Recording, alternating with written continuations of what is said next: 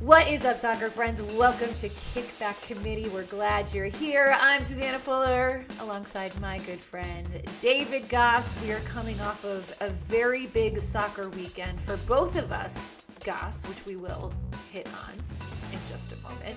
But we have a pretty awesome show today. We are in full-on playoff mode. We're going to be previewing the USL Championship Playoffs with Detroit City FC defender and YouTube sensation Matt Sheldon. We're going to be hitting on a very, very big night for One Knox and the Fuller family. Yes, indeed. We're going to be chatting some U.S. women's national team after a pair of friendlies against Portugal, sharing some of our favorite World Cup memories. Our 50 States of Soccer tour continues, and we're headed to Minnesota, and of course, a Great British Bake Off recap, the thing that everybody loves. But Goss, you can hear it in my throat. A little scratchy? I'm a little scratchy. Okay. Today. A little scratchy. And why would that be? Well, let me tell you that One Knox and Ian Fuller are USL League One Players Shield champions. Let's go. If you guys are watching this, this is the official t-shirt where everyone's face is on of the Players Shield. Unfortunately, I don't think Ian's face made it.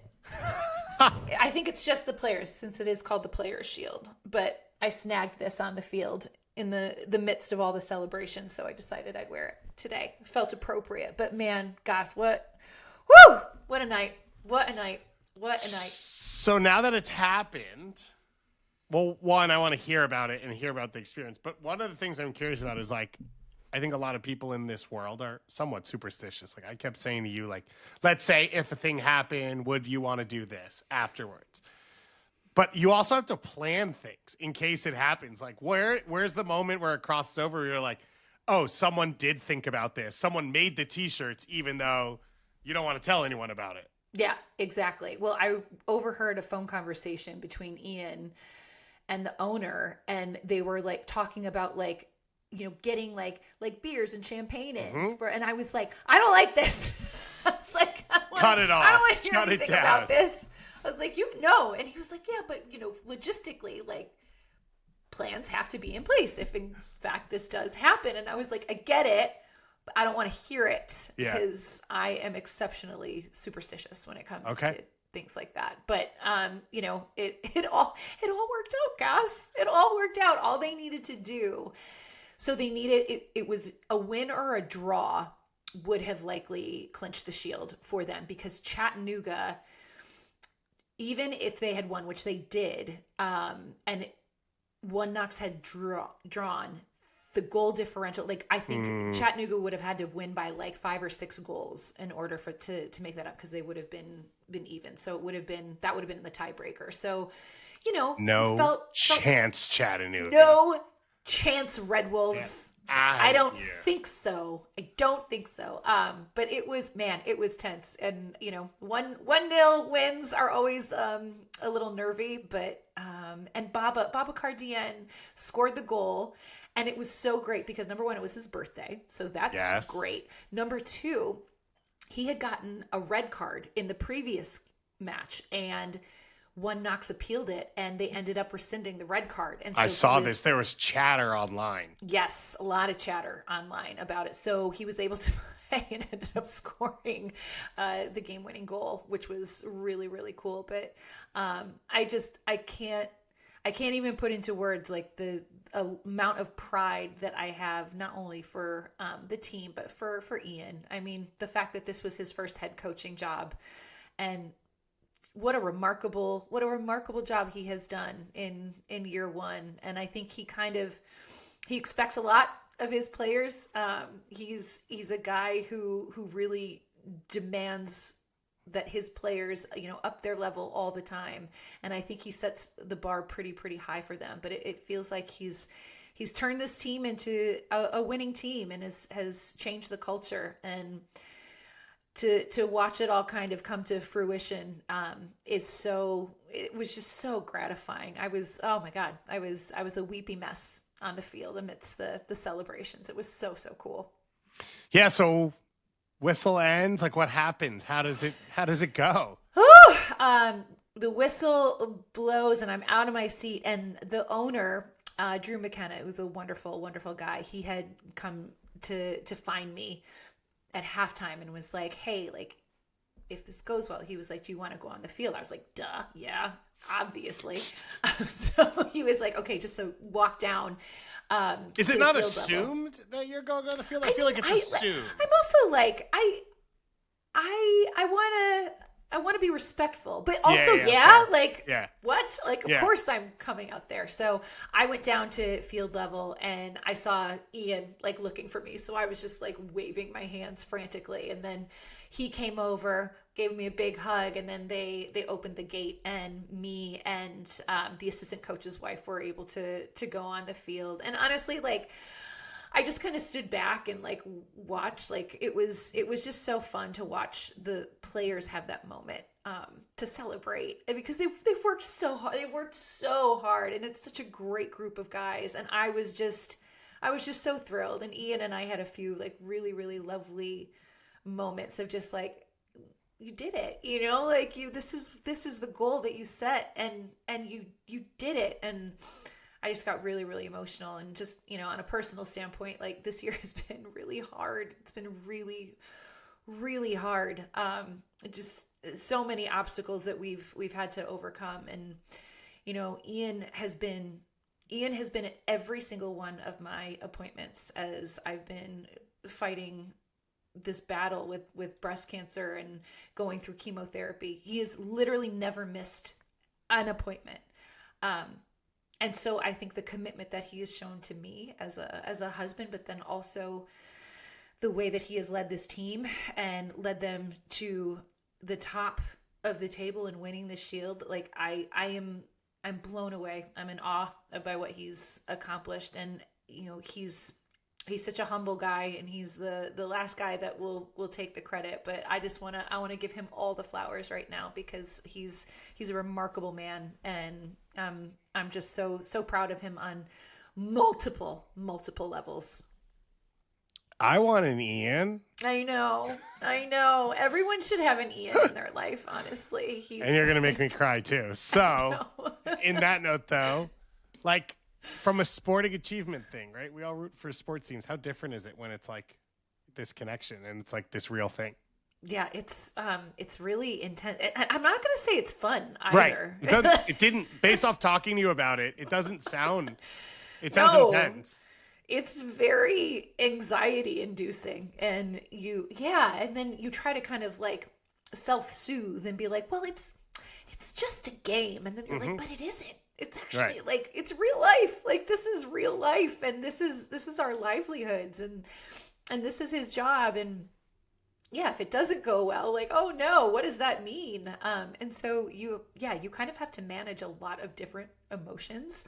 But at the end of the day, I think that I felt really positive heading into that game. Just like, I was like, there's no reason why they can't get this done. And so I really just tried to kind of like suppress all the nervousness. But it definitely comes out, and it is, I mean, my whole body, like, I'm exhausted today. Yeah. Like, the last 2 days, because it was such an emotional release. And I think because I was so wound up and like so tense. And so now it's like, oh my God. It's a different level of fandom, Goss. It really is. So it ends. I assume there's some level of celebration that occurs, but probably not the whole level of celebration, because the playoffs start this weekend. They do. And my guess is the big party we are hoping is for the end of when the playoffs happen. So a little bit muted. Can you give us the Susannah Fuller League One minute of what we should know and what people should be looking at for the USL League One playoffs? The lay of the land in this playoff field, of course. And I will tell you, like, it's going to be so exciting, because when you look at the 8 teams that qualified, like, I'm looking at them and I'm like, yep, this team could make a run. This team could make a run. This team could make a run. Like, it is like every match is going to be very, very intriguing. And so I think, like, anything could happen. And that's what makes this USL League One playoff picture so so very enticing and exciting.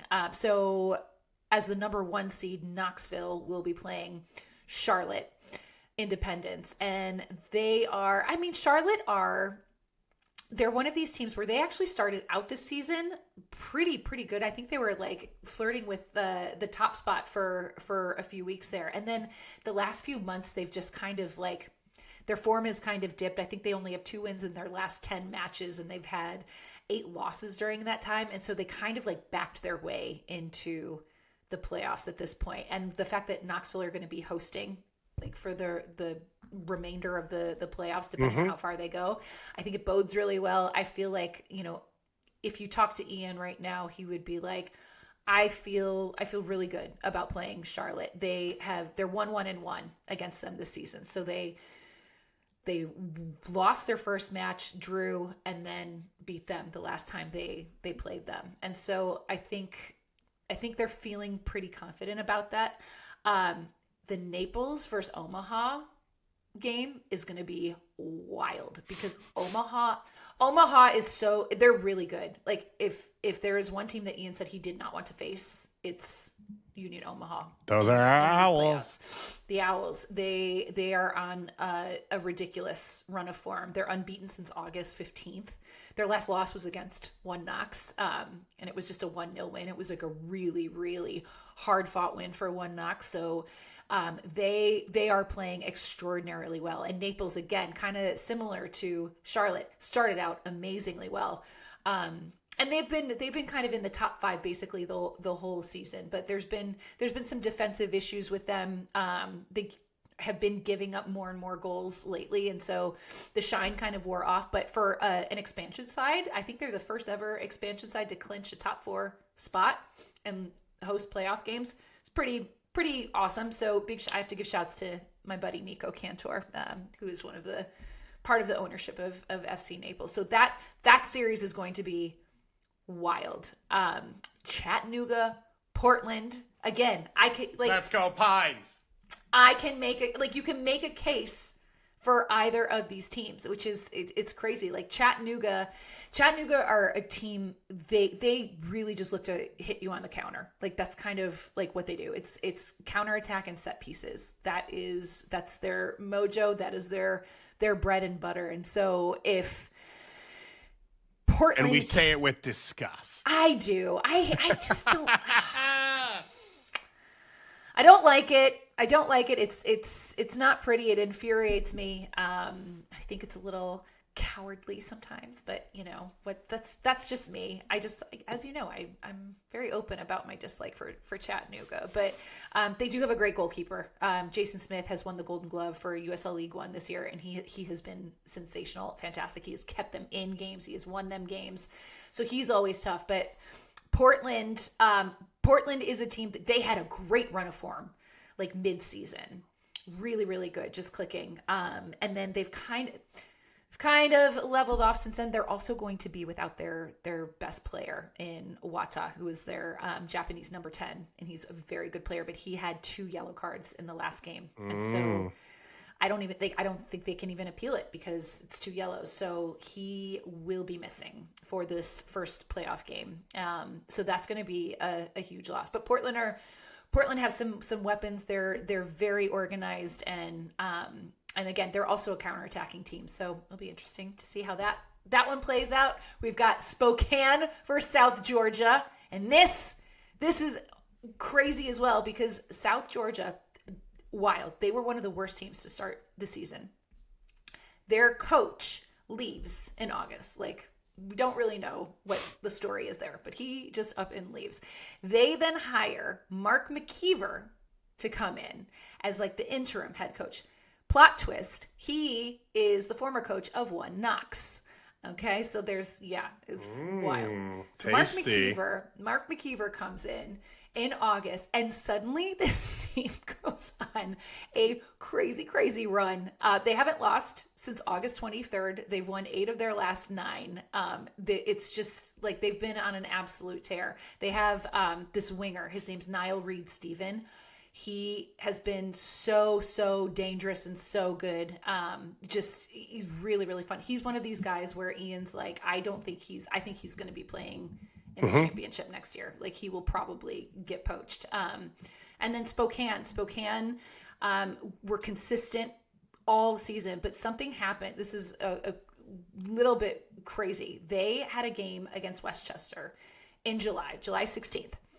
They fielded a player in this game that was not part of the match day squad. Okay. So, and they won this game 3-0. So this was supposed to be 3 points for them. But then they basically get penalized for fielding this player who was not part of the game day roster. They get docked 3 points. And ever since then, it's been kind of a rocky road for Spokane. Pair that with the fact that they have had a brutal schedule the last month of the season. So many away trips. And Spokane. Yeah. Far. There's no non-brutal away trip for them. No. It is maybe Omaha. Exactly. It's really, really aggressive, the travel. So they have had, I think, the fatigue. Their travel schedule at the end has kind of caught up to them a little bit, but who knows? They're gonna be at home, which bodes well. But South Georgia Tormenta, man, they score a lot of goals, and Spokane has been a little leaky in their last like month or so. So we anticipate this is going to be probably a high scoring game. You're probably going to see some goals, but I'm telling you, there's so every match I'm like, I don't know. Right. I don't know what's going to happen. It's so fun. It's so fun. I think like if there's one match where it's like on paper they should win, it's One Knox playing Charlotte, but like again, who knows? Single elimination, playoffs, everything to play for. It is always the like most delicious part of watching because it's all the drama. It's so fun. Yeah. US League One is a little bit unhinged and I love it. And we've got the championship coming up as well. Two playoffs coming. By the way, our bracket special style that we do. Only Kickback does it because we're the only ones that cover all four leagues and we talk about them all the time. So our first one went last week where you put in, we have 3 tiers for every single league. You choose one team in each tier that you think could win, and then you get to choose one team of those 3 that you want to get double points on for every round they go, every game they win, all that type of stuff. So our MLS one went in last week, and our USL one's coming out. We're going to be posting it on all our socials and everything as well. If you're not choosing One Knox and like everything, are we even friends, David Goss? Well, I, of course, will be, which is why I think the odds that me and you beat each other are very low because we will probably have the same bracket. Also, I take most of my knowledge from you, so I would probably be mimicking everything you do. But for everyone else out there, if you already did an MLS one, if you do all 4 leagues, because we've got NWSL coming next week and the 2 USLs this week, you are eligible for our grand prize if you've signed up for it, which is a $200 spending spree at a club store of your chosen club. It's a great prize. Yeah, I know. And we want to support all the different teams. We didn't know how to do that. Then we realized you just go and support your team and we do it through you. And if not, I think we're going to do voicemails. For second place, we've got kickback gear. We've got soccer-wise gear that we're going to be sending as well. And you can win for each league.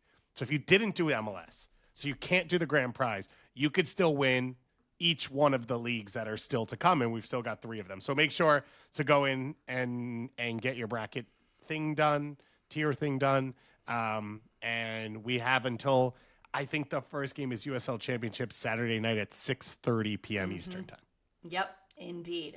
Well, on that note, as Gus mentioned, USL Championship Playoffs kicking off this weekend. And to look ahead to the playoff picture, today we're going to catch up with Detroit City FC defender Matt Sheldon, whose side snuck into the postseason with that 1-1 draw against the Rowdies on Judgment Day. Here's that conversation. Well, time now to transition over to the USL Championship. And right now we're super thrilled to welcome in today's committee guest, Detroit City FC defender, YouTube phenom, fellow podcaster, and all-around awesome guy, Matt Sheldon. Welcome to Kickback Committee. Great to see you. Thanks so much for coming on. Thank you for having me. Appreciate it. This is very exciting because we love the playoffs, right? Don't we just love this time of year? It's all very exciting. And Detroit City got a massive result on Judgment Day, which, by the way, Judgment Day, I'm so here for. Like, David and I worked in MLS for years, and it was decision day, and I was always like, that feels like weak sauce. Like, Judgment Day feels like there's serious implications. Yeah. I love it. But you guys managed to get the 1-1 draw against Tampa Bay, and you are in the playoffs. And I know, it's almost like you guys have already played a playoff match, because when you have a match like that and you need a result badly, you're kind of already in that playoff mentality. So Matt, for you guys looking ahead, because I know it's not going to be easy in that first round against a very good Louisville team, but how do you harness the momentum that you have from like a big emotional win like you guys, or result that you had at the weekend? Yeah. I mean, it definitely is a big game this weekend against Louisville. They've only lost one game all season. So I think mainly the thing going into this game is kind of nice to be the 8 seed a little bit, because all the pressure's on Louisville, like all the pressure's on them. So it's like they have to win. They should win. They should smoke us, honestly, standings wise. Not saying that's what I think is going to happen, but that's what a lot of people are going to be viewing from the outside. So it's kind of nice to come to this as the underdog with no pressure and just play and see what happens. I think Detroit knocked out the number 1 seed 2 years ago.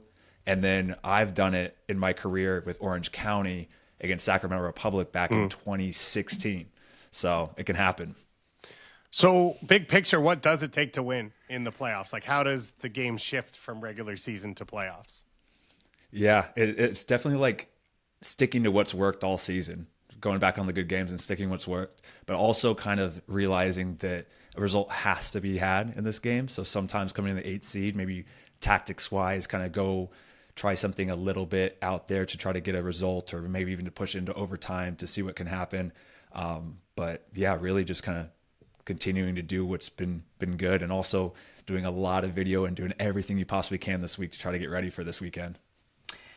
You mentioned Louisville only having 1 loss on the season. And when you look at the table, I mean, they ran away with the Shield this year. Like, it's absurd. Like, I think they were averaging over 2 points a game the entire season. It's just incredible. They only gave away 19 goals. Like, when you faced them, what made them so good? Because obviously they were stingy, not giving up a lot of goals. But what does it take to be that dominant in a league where like there's often just so much parity, and so it's kind of unique to see a team run away with it the way that they did.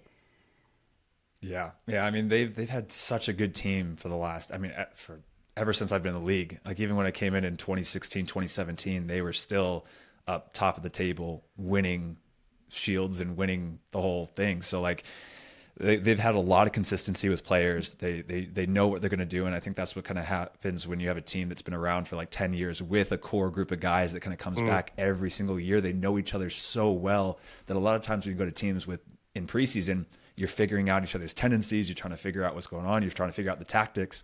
They're coming back with a core group of players that have been playing together and just know it already. So then they can build on that and build on that and build on that every single year. So I think that's a big key part. And I think the best teams of the league bring back those core groups of the team and build on it year after year.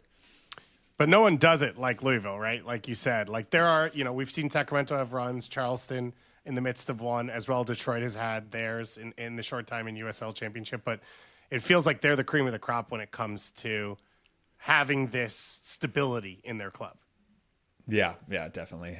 Detroit too has been really good about bringing back that core group of players and core group of guys. But yeah, Louisville is, and also you add in the facilities they have, the stadium they have, the investment they have. It's like the perfect storm of everything. So I'm really excited to kind of test ourselves against them, because at the end of the day, you need to beat the best if you want to go all the way. So it's either now or it's going to be later. So I'm not too stressing about it. It's more excitement to kind of test ourselves and test yourself against them. I've seen, just clips of the supporters that you guys have in Detroit, and the soccer scene there is awesome. Like, this is like one of the bucket list things for me. Like, I want to go experience a match in Detroit. So let's pretend that I'm going to be there, like at a match. I know you guys won't host, but like, what will the travelers Like, what does the supporters look like at a playoff match for you guys? Like, how loud are they going to be? Does it matter? Do they affect the game? Like, what does that scene look like? Yeah, they're crazy. The Northern Guard supporters, the Old Faithful, like they're so crazy in the best way of the word. They're just so intense. They're so passionate about the club. It really, to me, feels extremely European, where you have that really core group of people that majority of the club or majority of the supporters are with the club for a long time and they want to see it succeed. And it's that whole side of the smoke and the chants and the full supporter section over there. It's really nothing like it in the USL, because you have other teams with great support, but it's more of like kind of like a family friendly atmosphere and everybody's there. In Detroit, it feels more like it's a supporters team. And then the family's there kind of intermixed amongst it, where from other teams, it's kind of the opposite. So I love it. It's the best place I've played, the best environment I've played. It's the best to play in front of them. And then I've played against them twice as an opposing player, on opposing teams. And it's terrible. Like, you're there about to throw in the ball and they're yelling at you, yelling stuff in your ear. And it definitely, it's exciting, but it definitely gets in your head a little bit when you have to face that. I think for a lot of people, probably Sacramento Republic 2014, 2015 was like a shift moment of like, oh, this can have these types of atmospheres. And Detroit obviously built its own scene from the roots all the way through, and then eventually promoting themselves. But like, when you came into the league, did you think something like this would happen? Did you think there would be environments like this one day in USL? Yeah, so I was kind of lucky where I went to school in Sacramento, or close to Sacramento, at UC Davis. And so I kind of saw Sacramento come in from almost a firsthand perspective. And then I trained with them as a training player the entirety of the 2015 season. So I was able to get like a really, really under the hood look at the USL, which was really, really eye-opening. It was really cool because they were setting the standard of how a USL club team should be ran back in 2014, 2015. So I kind of got the sense of like, oh yeah, this is very possible, because I was seeing it happen. And then just again, every single year, there just seemed to be a team coming in that was just trying to do something a little bit better, raise the stakes, raise the standard. FC Cincinnati came in the league, and I played in the inaugural home game there in front of 27,000 fans. I'm like, wow, this is bigger than I ever expected. So it's really cool. And since being in the league for so many years, I've been able to see that steady growth. And I just think it's going to continue to steadily grow like that. And every club just wants to one up each other and keep going, which is really good for American football in general. Yeah, it's exciting. And I tell people all the time, like, if you're not watching like USL, like, and you're a soccer fan in this country, like, you're doing it wrong, because it's so competitive and it's so exciting. And it's one of the things, like I mentioned, like there's so much parity. And I know we talked about Louisville being so dominant this year, but like, you could probably make a case for like any of these teams in the playoffs to like go on a crazy run. So Matt, take Louisville out of the equation. Let's say you're going to win. You're going to pull off the upset. What's another team that you would not want to face right now in the playoffs? And maybe a team that's just in really good form, or can kind of sneak up on you. Yeah, like you said, like every single team can just come out there and do really, really well out of nowhere, which is very interesting. In the Eastern Conference, I think, though, Loudoun has caused us some problems, and they're just, the way they play is just so free in the attack, and they're very organized defensively. So I think that's a team that's a little kind of don't want to go up against them either. I think that we actually match up really well against Charleston. This might come back and bite me in the ass, but Charleston, I think we match up very well. And when they came and played us at home, and when we went to go play them there the other week, I just thought like, this is a winnable game. And we definitely had different tactics for that game, but it worked out well in our favor. And but I really, at the end of the day, like, you have to beat the best. You have to beat everybody. So, and we've all played it and probably beat every team so far in the past. So it's just kind of just like, whatever team we face, it's just, oh yeah, let's just go out there and test ourselves. It's must watch. I'm telling you guys, like, gosh. Well, any single elimination, right? Like, the pressure's So on, fun. the stakes are high. And that's where it feels like you get that vibe of like anything could happen. And you mentioned in the past, Matt, like, anything has happened. We've seen really low seeds make runs to championships. We've seen PK shootouts. We've seen wildness, like all of that as well. Obviously, you'll be in the East out West, FC Tulsa leading the way, New Mexico and Sacramento following them up. We had Todd Donovan from Sacramento on this show to talk going into the Jägermeister Cup final, which we kind of thought Sacramento would win. Another example of single elimination. Mm-hmm. Anything can happen, and we're all kind of going to be watching from afar to try and figure it all out. Matt, I'm curious just to kind of get your take on the whole like media world as well, because you've got this like awesome YouTube channel that has over 700,000 subscribers. You're a podcaster. Like, I mean, it's incredible. Like, we're basically trying to like use you to get more subscribers to our We want to be TikTok. famous like you. Exactly. You should. So I love that this is something that you've kind of built, and I'm very curious to hear like what the inspiration was behind becoming elite and how you sort of got it off the ground and how you grew such a pretty loyal fan base. Yeah, I never really expected it, to be honest, it's just wild. Like even hearing the number, like is still surreal. But like it started because there was a lot of change in the early 2010s with the USL and the NASL was still around, and there wasn't getting like the media departments just weren't what they are now. And so like as a player coming through the system collegiately, I had no idea really about the USL or the NASL. I knew of things. I knew like Pele played in the NASL. I knew big names played in the NASL. I knew that there was a USL, especially Portland Timbers being from Portland. I knew they played in the USL back in the day, and I've been to USL games, but like I had no idea what the players made. I didn't know if that was their full-time job. I didn't know anything. And as a college player, I was like, okay, well, I should know this because I'm right there, but I don't. And then when I kind of started training with Sacramento Republic, and I was kind of still in school, training with Sacramento Republic and kind of deciding that I wanted to do this and go for it and try to become a pro footballer, I was like, there's so much I was learning, one, on the field, training with a professional team, two, as like behind the scenes of how the professional ecosystem worked in America, and then just three in general as like following this and trying to like compare this to European game and all that kind of stuff. I was just learning so much so fast that I never had found from any other source. So I was like, I need to share this somewhere, even just when I'm learning on the field, the drills and the all that kind of little mini lessons. So that's kind of what spurred it back in 2015. And I just started throwing up content any way I knew I could. I just had iMovie and just threw it all up there. And then I stayed consistent with it for 10 years. And now it's at the point where it's at today, which is just really, really cool.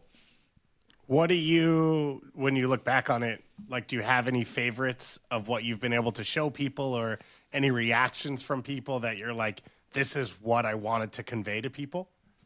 Yeah, I think just my favorite videos are the, like really where I show the realistic look at being a pro footballer, whether that's an in-season or off-season. So I love the away trip vlogs or like even the training vlogs where I can really show the facilities, really show the interactions with my teammates, show what's being had for breakfast and for lunch and the workouts and all the specific types like that. Or even in off-season when I can mic up my friends and stuff and go out to a field and show an entire group of pro footballers ranging from MLS down to NISA or wherever, getting together in the off season and getting a really good training session in, because like those are the videos I would have killed for as a kid at 13 to be able to see exactly what a pro player is doing. And, you know, back in 2008, when I wanted to see that, YouTube was, I don't even know if YouTube was a thing back then.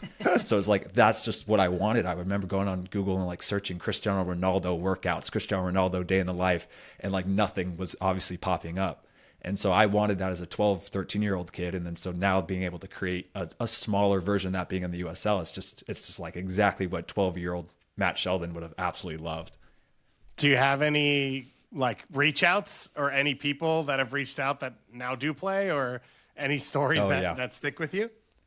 Yeah. The best part is actually playing against some teams. Like there's been players at Oakland, Pittsburgh, to remember a few, Rhode Island had one, and just like having players come up to me after the game that are now playing in the USL and be like, oh, I used to watch you back in high school. I used to watch you. You helped me get here. That's the best part. That's the cool. Craziest part, to see them now as an opponent in the USL. Makes me feel really old. Matt, I was going to say, yeah. That would make me feel exceptionally old, but also like so gratifying. There's one guy at Pittsburgh who said he watched me back in middle school. And I'm like, wow, that makes me feel really, really old. But it was really cool at the same time because now this is his first pro contract, and to hear that and see that was just awesome. No, it's awesome that you've been able to kind of like pull back the curtain a little bit and give these guys a really authentic look at what it is like to be a professional footballer. Is this something, what does it look like in the future for you? Like, how do you want to keep this up? I mean, I know you've got a lot of playing days left, but like, is this something that you see growing and evolving into something else down the road? Yeah, I absolutely love it. Like, I don't think I would have stuck with it for 10 years if I didn't love it. So I definitely love the video creation process and the brainstorming of the videos and the thumbnails and all that stuff. So it's like something that I probably would do for free. And I did do it for free for a long time before it started becoming a job.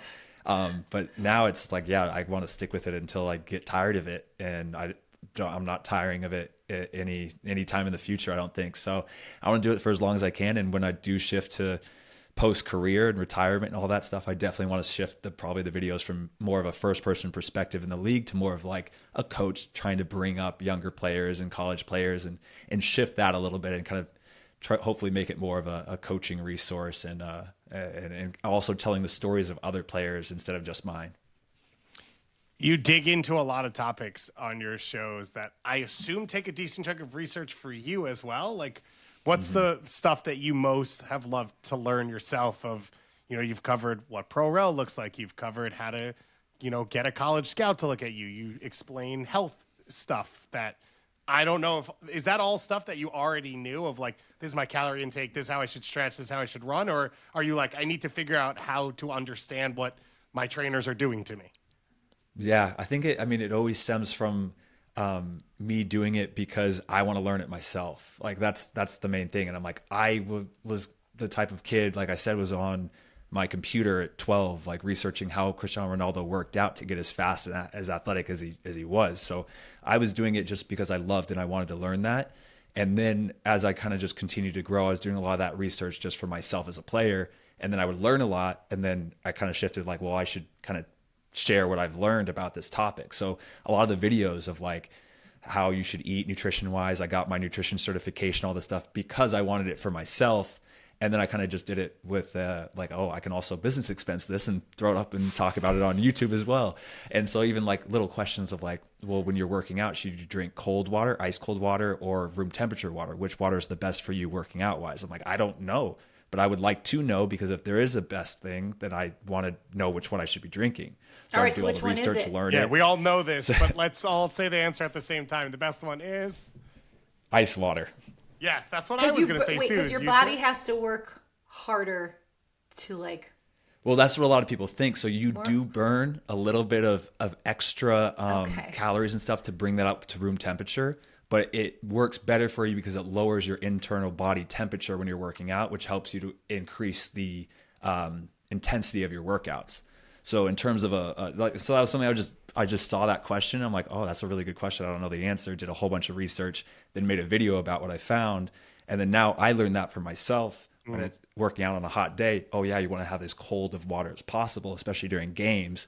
And then it's a cool video to put out for YouTube as well. So it's like it's all three. And that's like, even for me, like all the videos I wanted to create were literally to answer my questions as a kid or my questions even now. Fascinating. I'm learning stuff as we sit here. So, yeah, me too. I mentioned some of the videos you've done, what Pro Rel looks like, USL League One, all this stuff. Big picture as someone who's been in it for a while, like what's your dream scenario of where the league goes, how it grows, in 10 years, if we sat down and did this again, like what do you want the overall soccer pyramid in America, but especially through the USL lens, to look like? Yeah, I mean, I love what USL is doing with the Pro Rel. I really love the idea. I've brought up some concerns I have of just, the instability of the league and some of the clubs folding and everything, which already happens. It's already a little scary, especially as a player, to see that.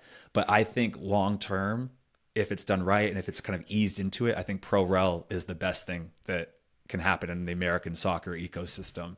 And I think that hopefully to put a little bit of pressure on the MLS and to show that this is a viable system and that the fans want the system, and it thinks that it makes it more exciting to watch, and it even gives players a better chance to go up and down the pyramid. I think it's all great.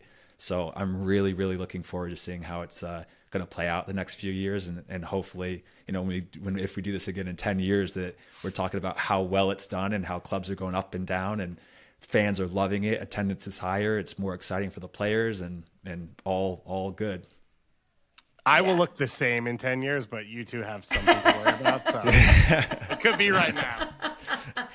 Good Lord. Ian and I talk about it all the time because, he's in USL League One and they have ambitions. They have ambitions of being a championship club. And I think it puts pressure on the clubs to really invest in the team and the product on the field. And that is what is going to make it so interesting and exciting. And so I think it's awesome. I'm super stoked for it. Not going to happen until 2027. Is that correct? 2027. We'll see.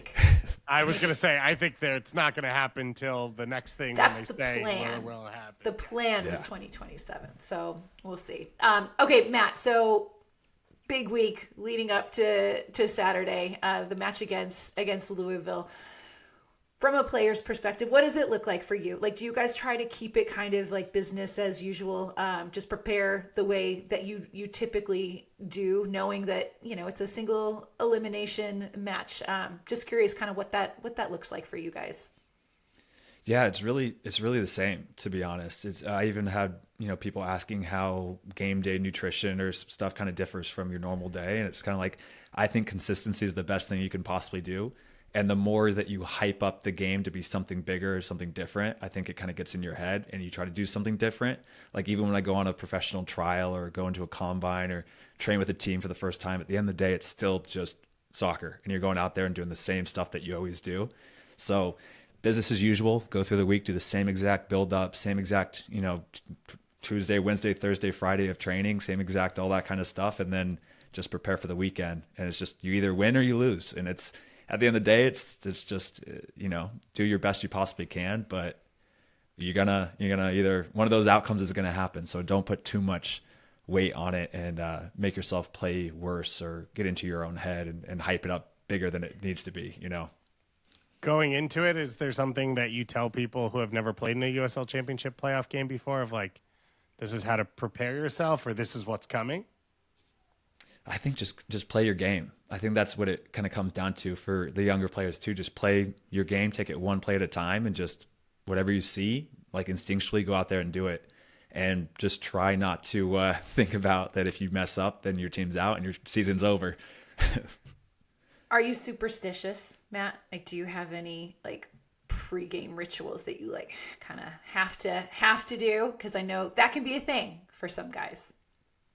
No, I'm not superstitious at all. Nothing. Literally just, and I think that's kind of stemmed because I've had my best games come from where I wasn't even prepared and something bad happened before. For example, I scored a brace this year against Hartford and I should never be scoring a brace as a right back that shouldn't be happening. But what's funny is my roommate of that trip, it was Seva Guenzati, and he had a little kind of a family emergency happen. Everything was okay, but we woke up at 3 a.m. from a call from his wife and kind of figuring out. So I was up at 3 a.m. in the middle of the morning, making sure everything was okay. And thankfully everything was, but that was probably the worst night of sleep I've had before a game in a while. And then I go out and do, had my best game of my career. So I kind of view it as should I wake up at 3 a.m. every single night? No, but at the end of the day, getting all the perfect things right, doesn't always mean that you're gonna have the perfect game. Hartford, one of your former clubs, USL is one of the leagues where I think people end up with a decent resume, when your contracts for the most part moving around. Feelings on playing former teams and celebrations, non-celebrations, vibes, what is your feeling in a league in which there is a lot of movement of what the experience is like playing against your former club? Yeah, I mean, like you said, there's so much movement. If I were to celebrate on some of my old teams, if I scored a goal, I would never celebrate. So I kind of always view it as, I've enjoyed my time at every single club I've been at. I've learned so much. I'm so thankful for everywhere I've been. And it's fun to experience that and see the professional soccer landscape through so many different lenses. Because I know players that are at a single club their entire career. even in the USL, which is super rare. But for example, like Steve Carroll's been at Detroit for years and years and years. And there's always a little bit of like, oh, I wonder what it would be like somewhere else. But they're so happy where they are. But at the same time, they're like, oh, how's it run? What do you guys do for, the buildup of training? How do you guys train? How's it look like from different clubs you've been at? So it's kind of nice being in so many different clubs because I've learned so much from every single place I've been at. But it's also kind of annoying every single year to buy a U-Haul and to move and to do all that kind of stuff. Yeah, moving is the worst. But you seem to have found a pretty awesome home in Detroit. Yeah, and I love an upset, man. I'm rooting for you, Matt. I think this would be historic if you guys are able to pull it off. So my last question to you: in order to pull off this upset, the 8 seed beating the 1 seed in the East, what needs to happen? Like X needs to happen. I would say that we need to come out and play our normal, aggressive, hardworking, both defense and offense that we have, and play our game, be confident out there, and not try to be nervous the fact that we're playing the number 1 seed or nervous the fact that we're going to Louisville and playing a team that's only lost once. Just go out aggressive and confident, and I think that's going to give us the best chance to win. Here for it. There we go. So here for it. Matt, Sheldon, thank you so very much for taking the time. It's been an absolute pleasure, and best of luck this weekend. Go get them. Thank you so much. I appreciate it. Thanks for having me on. Big thanks to Matt Sheldon for taking the time to join us on Kickback Committee. We're super, super excited for all of the playoff action. But right now, David Goss, it's time to continue our 50 States of Soccer tour, and we are traveling to the Great North, Minnesota. How's your Minnesota I can't accent? do any Come on, accents. Goss. Minnesota. Oh, yeah. Yeah. You When I betcha. watch things where they really do them, I get so excited. I'm like fully in the bag for a good, like even when you watch Fargo Oh, and they're doing accents and you're like, this is amazing. it's so, yeah, I know. It is just, when I hear it, I just automatically kind of start Doing it. speaking that way. Because But you're like a trained voice actress, so you know how to I've got a do good voices. ear for that kind of thing. But it is wild, especially when you're there. Now, I have spent a significant amount of time in Minnesota. You have as well, I feel like. I have been there a lot in my life. One of my mom's best friends lived in St. Paul. And so we went out there a bit as a kid. And then thanks to Minnesota United, luckily, I've been there Open Cups, All-Star games, playoff games. So yeah, I've spent a decent chunk of time there. I've never had a bad time. The interesting thing is I've actually never been outside of the Twin Cities, which I had never thought about before this week when I started doing some research and was like, oh, right, there are like there's Duluth, there's the lakes are everywhere. I've never been to any of that. Yeah. So I probably got to do that one day. Yeah, you definitely should. The lake culture in Minnesota is kind of like what they live for in the summer. So, and I mean, I'm a lake stan. Yeah. Your girl loves a pontoon. Like, give me a little beverage, a boaty, a pontoon, some tunes. You're like my significant other. Like my sister's now husband. He grew up on a lake, so he's lake people. And so we always talk about the difference between ocean people and lake people, and lake life versus ocean life. And I am an ocean person. I understand and I enjoy most of the lake stuff, and I'm here for it. But it's a different breed of humanity. It is. It's a completely different. I feel like personalities kind of gravitate towards one or the other. And I just happen to fall in line with the lake life. But it is huge. It is part of the ethos and culture of Minnesotans, and they live for it because we know that those winters get brutally cold. I have never been colder, I think, in my life than I have been in Minnesota in the winter. Facts. Like, just through to the bone. Oh my God. Ian and I at one point, so Ian and I met in Minnesota. We met in Minneapolis, basically on the field at Allianz. A Decision Day love story. So romantic. So yes, I fell in love in Minnesota. Otherwise known as Judgment Day in your love life. Judgment Day. Crazy. So Minnesota, Ian and I started dating, and then we were long distance. So I was basically traveling back to Minnesota for a year, like, and anytime that they had a home game, like I was there. And that first year when we got together in that fall, so that winter, I was going there in the off season, and there was one December night where we went to a Timberwolves game, and we're like, oh, we can, like, we're gonna walk to go get pizza. It was like a polar vortex situation. Somebody stole our Uber after we decided that we were going to Uber because it was too cold. Our Uber got stolen, and we made it about 3 blocks, and both of us were like, we might not survive this. Like, it was that cold. Like, I had a bone chill, I think, for 6 months after that. Like, it's like I couldn't. It's like old school where they're like still coughing. They're like, oh, I'm still getting over the sickness. Yes. Crazy. But outside of the cold, Minneapolis, St. Paul, great place. The whole state of Food Minnesota is bomb. Really beautiful, really beautiful. And also, like, pretty awesome soccer culture there that we have both experienced and have been privy to. So we're going to go through some of our 50 states of soccer criteria and chat on some of the players, the places, the hallowed grounds, all the things. So should we start with best bar? Because I feel like this one is it's already over. Kind of like done and dusted. Yeah. And that's Black Hart. Like, done. It might be the best soccer bar in the country. So absolutely. Like remember didn't we do extra time there at one point? Yeah, we did a live show before the All-Star game Yes. post-COVID, I think it was.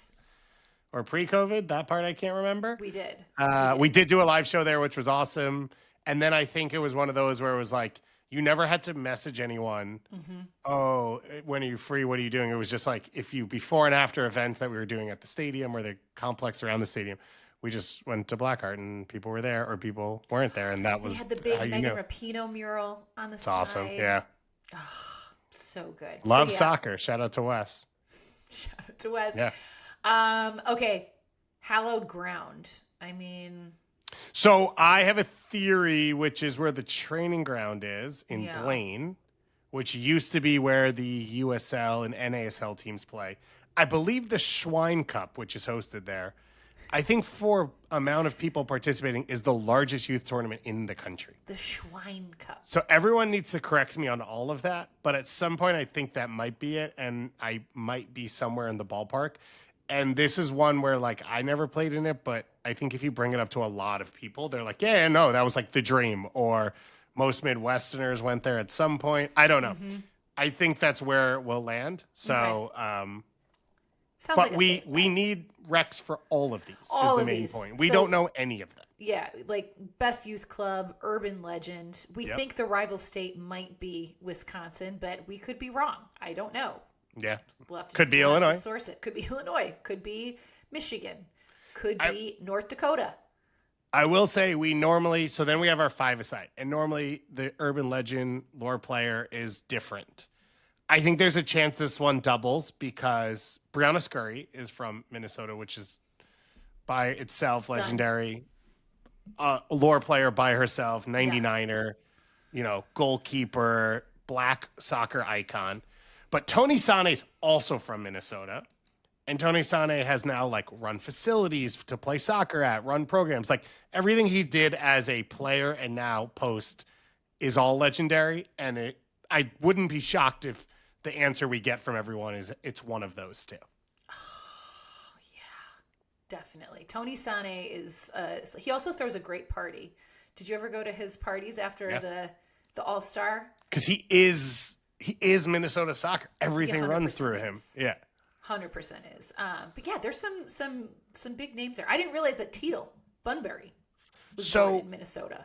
Teal, Teal, feel free to message us and let us know what you think. We should probably actually reach out to him. So Teal's dad is a famous Canadian international, Alex Bunbury, one of the biggest goal scorers in Canada's soccer history.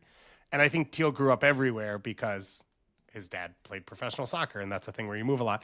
He ended up at Shattuck St. Mary's for high school, sort of opposite Sidney Crosby, who ended up there, and it became one of the great sports schools, and it still is. My guy Ricky Lopez Espin went there as well. Shout out to Ricky, who lives 5 blocks away from me in Brickell. So he finished there. So we put him down. If he wants to claim a different state, he can. He also is Canadian, but we're only doing U.S. states right now. Don't worry. I'm not closing the provinces off. We are doing the provinces in Canada later. But if Teal wants to count that, then we're going to count him for that one. Ethan Finley is really from Minnesota. He's like from Duluth. Yes. So he's in there. He's in there for sure. So guys, let us know if you're from Minnesota and have some good intel on all of these. Please hit us up on our socials, and we're going to have a really fun happy hour on Thursday. Yes. As we dissect this a little bit more. Coach Ian Fuller is going to come on because he spent a significant time in Minnesota as an assistant coach to Adrian Heath at Minnesota United. He was there for 7 seasons, I believe. Oof. Long time. So he's well versed in all things Minnesota and soccer. Does Minnesota United have the best colors in MLS? Ooh. The teal and the black and the gray. It is a beautiful shade of blue. I remember being like, oh, that is just I got stuff all over here. Their whole badge, like with the loon with the red eye, like the single red eye, like it's just so. It's really, really good. Yeah, I do love their aesthetic. I think they nailed it. And Allianz is unbelievable. I think it's top. The whole vibe, the whole experience. It feels very professional. It feels very fun. It feels very engaging. Mm-hmm. It's one of the best, and I think it's one of those examples where it's like. We used to always do is it a soccer city? Is it a soccer city? And it's like, if you do it well, every city is a soccer city. Totally. This is one of those things we learned. Also, I am a partial owner of my Minnesota Aurora, which one of the scarves is behind me. So I probably should be an expert on more of the things, but they don't really ask you any questions to get involved. You just have to give money. So I don't know as much maybe as I should technically as an owner of a Minnesota sports team. That's amazing. Did they approach you and you were like, hell yeah? Oh, no, they had an open thing. Anyone could do it. You were like, I'm doing it. They were like raising money. And I loved the kit was beautiful. Yeah. So I have a kit as well. And then when I did the ownership thing, I got a scarf. I think I have a hat from that and then some stickers. And we bought, you buy them as like shares.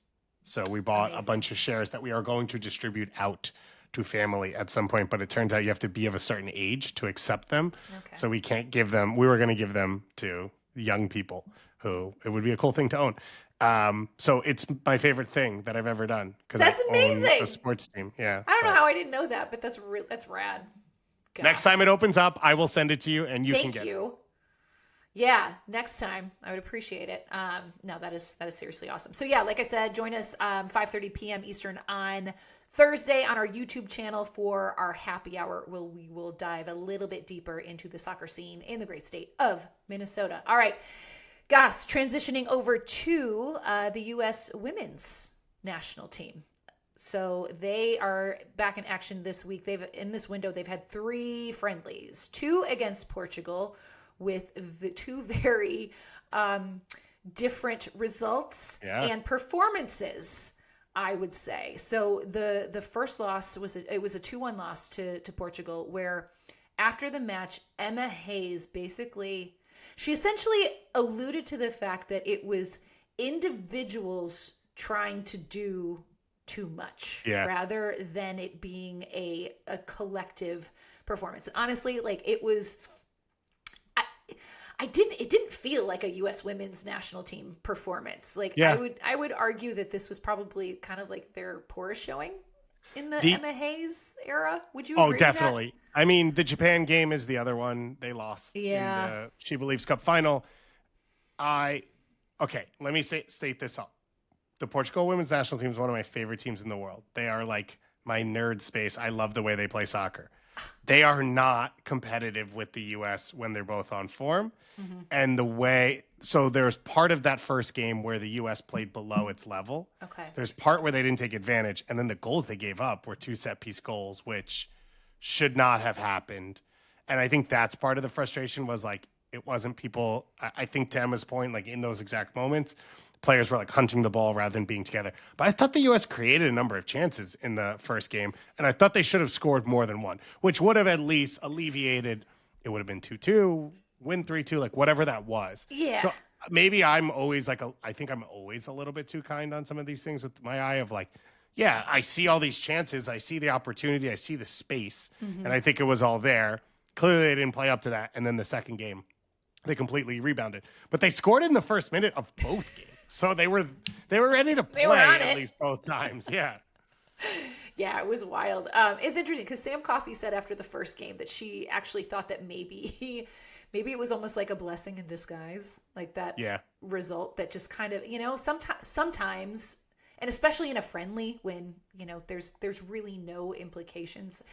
It's a good little reminder that like, okay, we need to kind of get back to basics a little bit, which is kind of what Emma Hayes said that she wanted to do in the rematch. And it was a different result, a 3-1 win for the U.S. She made a lot of changes to the starting 11. I think there was 8 different players, went a lot younger, David Goss, which is in friendlies. I love to see it because you get those minutes under your belt, and we get a chance to see, what some of these younger players can do. And I think that for the most part, like it was pretty impressive. How did you feel about it? Yeah, this was sort of the conversation that we had with Megan Klingenberg on Soccer Wise last week, where it's like the young players, like what's the mentality shift? Where does it come from? What happens? And I think you saw in that second game, especially with Lily Johannes and Olivia Moultrie, the like taking the level of responsibility and therefore their game elevating, because for some players, like more responsibility is more pressure and it hurts them. For other players, I think they grow into it and they actually can elevate what they're capable of, where it's like one of those things where it's like, oh, we're all capable of more than we think, but you're only expanded in that when you're challenged and when you're pushed. And it felt like that was the case. And then you look at a setup where it's like, well, if they're capable of this, and I would put Claire Hutton in this category as well, like there's a lot of possibilities for Emma. There's so much, not just depth, but like they all have different attributes. When can you play them? And Emma's really funny in her comments after the second game was like, Lily's week. I can't believe she picked the U.S. We're so excited. She's so good. Really needs to work on ground coverage defensively. Like still the coach side of like, there's still stuff to work on. Let's relax. But they were incredible. They played with energy. I mean, this team just has to play front foot. Like the reality is it has to feel suffocating to play against the U.S. women's national team. For any other thing you want to do tactically, that always has to be the start. Yeah. And when you watch a U.S. women's game, like it should be like, oh my God, it's constant. And when they're good, it's like that. And then there has to be that composure at the end, which is like, okay, we're doing this, but then we don't just slam a shot into the defender every time. Let's pick a head up. Let's find a teammate. Let's find an opening. And that's that balance that they're always looking for. But I think overall, it's a pretty good start. And like Sam Coffey said, like you do want to lose every once in a while to make sure that everyone stays sharp. Mm-hmm. Yeah, 100%. I think too, like watching the team that she fielded, like, and all of the young players, like, I was just like, oh my God, like we have some really, really incredible young talent who are only going to continue to evolve. Like Lily Johannes is special. Like, unreal. I think like we can all agree, like I'm watching her and her quality and I'm just like, you are a complete footballer. Like you are it.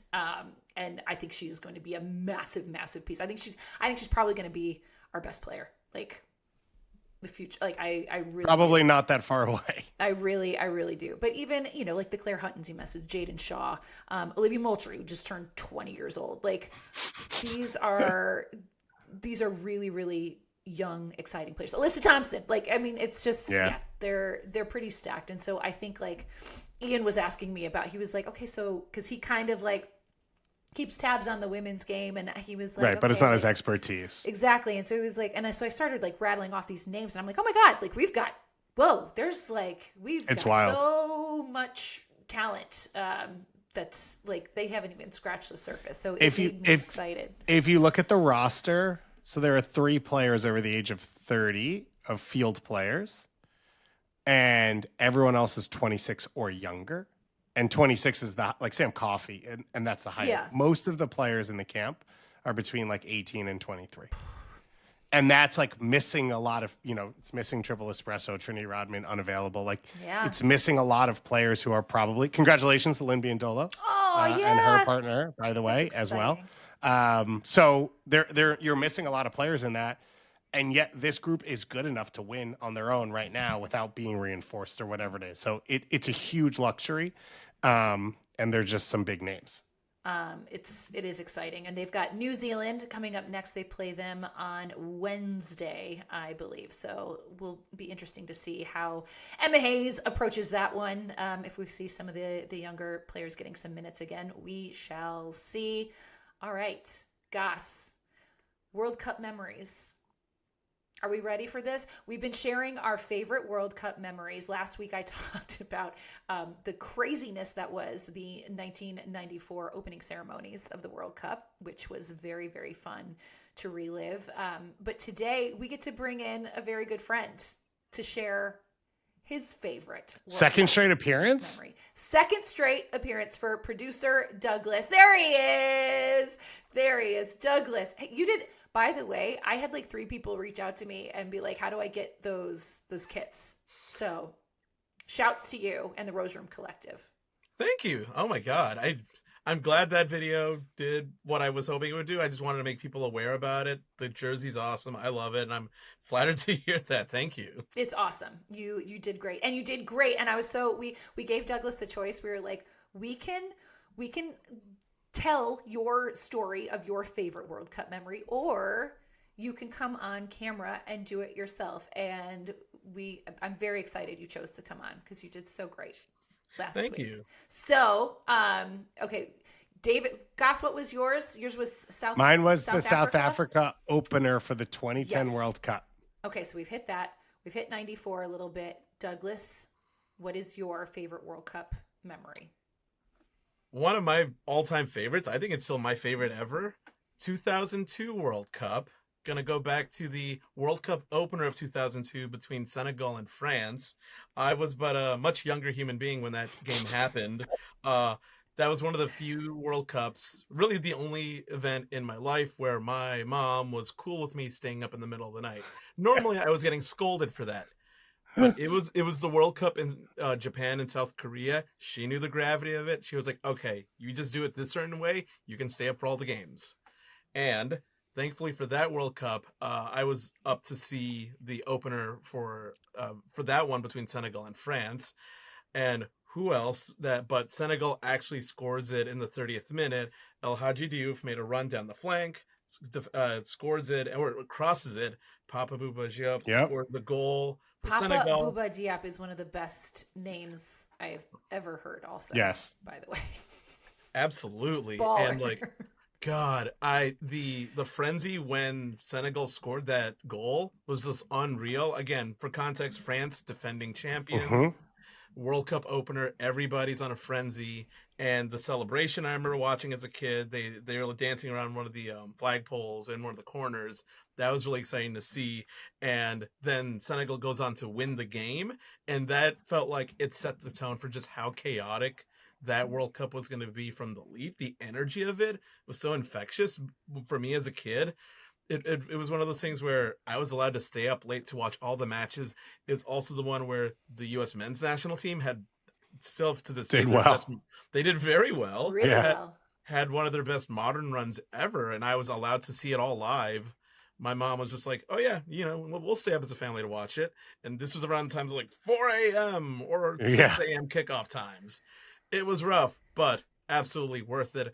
I have always held that World Cup near and dear to my heart because of how fun it was. It was one of those times of like, ooh, I get to have the little, I don't know, say the forbidden fruit where I get to stay up super late and my mom is cool with it.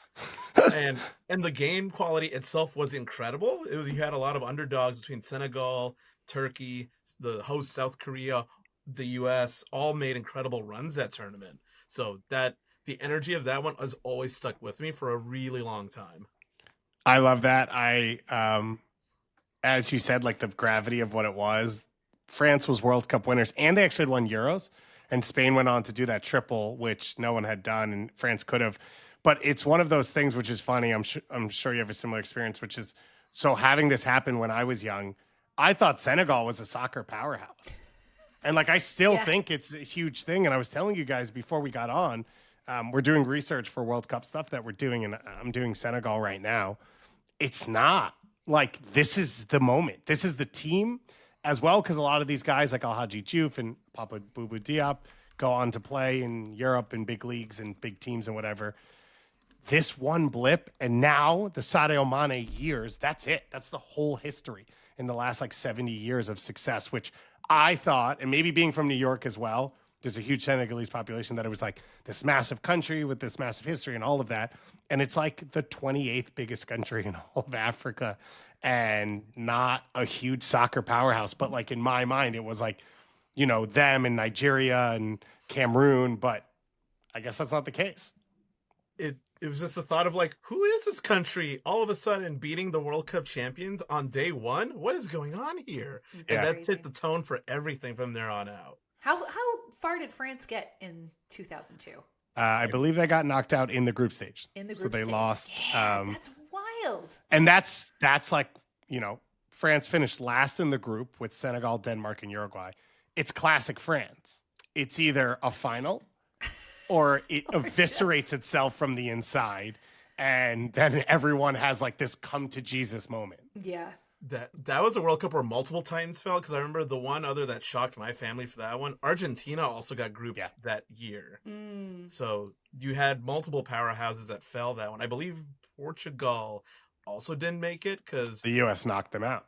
Yeah. The U.S. knocked them out, and South Korea was a host. So it was those two that advanced. So one of the more chaotic World Cups when you read it all out on paper, but it was even more chaotic to watch live, especially when you're up at like 3 a.m, 4 a.m. You're a You little didn't more have hazy. school though, Douglas, so you know. Oh, it was like around the cusp of school starting. Yeah. So Was No, it? ending. Because it's Well, it like was June. like- it's like Yes, June that's into right. July. Yeah. we still had, at least for me in the DC school system, we still had a couple of weeks left. So by that point, man. Yeah, we were just watching movies at that point. Those don't even so count. a lot of us were The just teachers had mailed it in.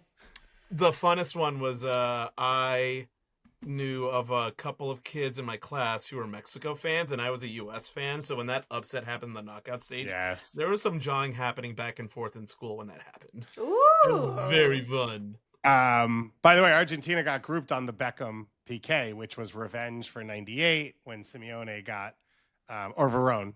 Simeone or Verón, one of the two, got Beckham sent off, which I think it was is a Simeone. large portion of his, I think it's Simeone as well, a large portion of his story and all of that. But it was cool because it was like outside of Mexico, every World Cup was South America or Europe hosted. So you're like, okay, the teams from this continent. And then to have Senegal come out the gate and be like, it's an Asian World Cup. So we're already in uncharted territories. And now like a different team is going to put together a show is really cool as well. And as you said, like it continued on throughout the World Cup. South Korea goes to the semi. Japan made their deepest run. The U.S. made their deepest run. Turkey went to a semifinal, which is outside the norm as well. So yeah, it was an epic World Cup. Also And that Brazil team, though. wild. Oh my God. Yeah, absolutely Like- wild. Like when it is kind of that Brazil squad from 2002. It's like when I kind of think of like World Cup. Yeah, when you winners, close your eyes.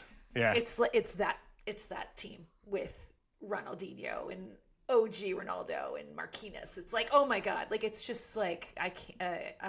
I just Yeah. I salivate. They were so cool. They had so much freaking swagger. Like Roberto Oh. Carlos, Cafu, Rivaldo. Yeah, it's a squad. it's so good, so good. Douglas, thank you. That was amazing. Do you want to Thanks, stick good. around for our Great British Bake Off recap? I don't know what I could contribute to it because I still haven't started watching the show. I've been What? doing. You're never I going to know, have I to know. watch it because we're just going to talk about everything that happened. I really should just live vicariously through you guys. I'm almost personally insulted that we haven't just effused enough. No, so for Douglas, it's like the people who watch Welcome to Wrexham, where they don't want to know what happened in the games because they don't want to ruin the show, even though the show is about a true team that's actually playing. They're like every once in a while, I don't watch the show, but I'll bring it up to people and they're like, oh, I watch it. I'll be like, oh, did you see that fake cup? And they'll be like, no spoilers. No spoilers. No spoilers. They played a professional sports game on TV. I'm not it's spoiling happening. anything. So that's Douglas and the Great British Bake Off. I'm just kind of enjoying vicariously through your anecdotes during the recap moments we got. I'm telling you, get on board, man. I got to do that. It's so fun. It's so fun. But this week, Goss, right off the bat, dessert week. Mm-hmm. Isn't basically every week dessert I week? don't like get it. Outside of bread week. Like, It is literally a show where they make sweets. I was so confused. I'm like, what are we classifying? I know. As desserts. I watch the show and I'm like, how do they eat all these things? How do they do it? And then they're like, no, we don't want you to fake anything not super sweet. Everything has to be so sweet. Also, trifle, disgusting. Sounds disgusting. Looks okay sometimes, but mainly disgusting. The jelly thing that they had to Don't do. need anything gelatinous like that. No. And then they're being so old school British where Paul cuts a slice. He's like, oh, look at that layer of jelly. You're like, that's the part you keyed in on and are excited about eating? I know. This was not my favorite week, I will say. Have you had Basque cheesecake? I've never, no. I was like, wait. We've had it. It's cheesecake. I mean, I'm a New Yorker, so there's that, right? New York cheesecake, blah, blah, blah, fine. It is very good. It's a lot softer. Okay. And it does have the burnt top, but you don't taste it burnt. It just gives it a little bit of texture. It is good. It's worth having if it's ever on a menu, but it's not like my favorite thing I've ever had. Okay. So yeah, I was like, okay, I mean, I like cheesecake, but I'm unfamiliar with this signature bake, this Basque cheesecake. The technical was this like weird upside down cake, British thing. With orange. Just candied orange on top. Ian left the pith on, which sunk him. Yeah. And I was like, overall, he was just too pithy. So, spoiler alert, Ian went home. But the showstopper was the trifle, and it made me not ever want to try one. No. Nothing about it came out. It was too much. Yeah. Can I make my Jasmine complaint one more time? Please do. No, because I am going to be fully in line with you, I feel like. Passion fruit and curd. It's good. We know it's good. And she does it better than all of them. And she's going to win and she's going to deserve to win. But she does it all the time. Yeah. We need a little bit of creativity in there. I'm tired. I'm tired of it. And I think, did you hear Aaron at the end? And he's like, Jasmine cannot win Star Baker again. Next like, week. I feel like they're like, okay, now they're like, she's won 4 Star Bakers, and now they're like, no, we cannot let this girl run away with this thing. I'm encouraged by our guy Toby. I feel like he's got some game. He's got some game. So I'm just really hoping that they can put a little bit of pressure on Jasmine, because I like it when I truly don't know. Yeah, when there's question marks. There's not a clear front runner. Yeah. But she is very good. She's great, but she is very simple. And like Tom's throwing out black sesame cheesecakes. He made a cheesecake that was entirely black. It was wild. With sesame flavoring, which I could see not being very strong. And he's taking risks. He's almost going home because of it. He's taking some risks. You got to take risks sometime, you know? I know. I agree. And our poor little Northern Irishman, Ian. Yeah. Short little Ian with a fantastic mullet. We love him. We love him. I was very sad, but I think he was kind of resigned to the fact that it was probably his time. Yeah. It was, there's a few moments in the show where you're like, there's a grouping of people who are all the same, and there's like one outlier who's probably going home unless something crazy happens. But he was super entertaining. He was really fun. And it feels like they're all good friends, so that's cool. I know. They do. They all that's the beauty of the Great British Bake Off. And then at the end of the show, because the show was recorded such a long time ago, sometimes they show the road trips they all went on after the show and hung out together, which is always fun. And that's always your favorite part of my favorite part. Do you is start following them on Instagram? I follow some people. I don't follow a ton of them. And then what I do is I selectively follow a few who are active in the community. So then I get, it's like the 3 friends from high school that I'm friends with, because they're always tagging other people. So I don't have to follow all of them. It's like that. Yeah. Oh, I get very like personally invested in these people. It's funny. I do the same thing with Love Island too, by the way. So yeah, this is par for the course for Susannah.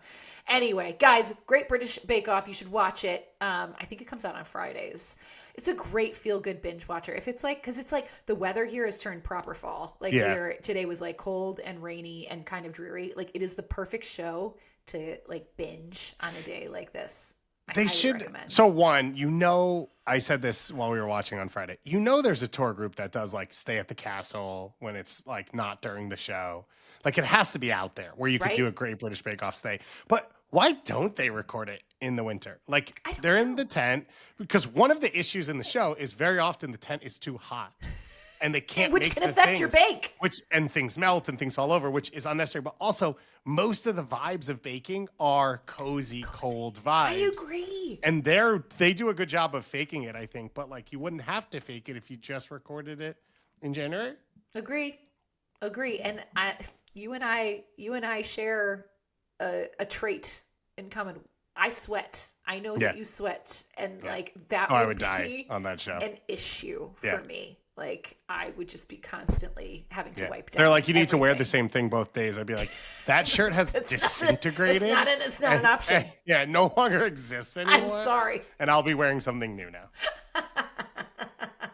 Oh, fantastic. And on that note, that's going to do it for today's episode of Kickback Committee. Again, huge thanks to Matt, Sheldon, and Douglas for popping on to chat with us.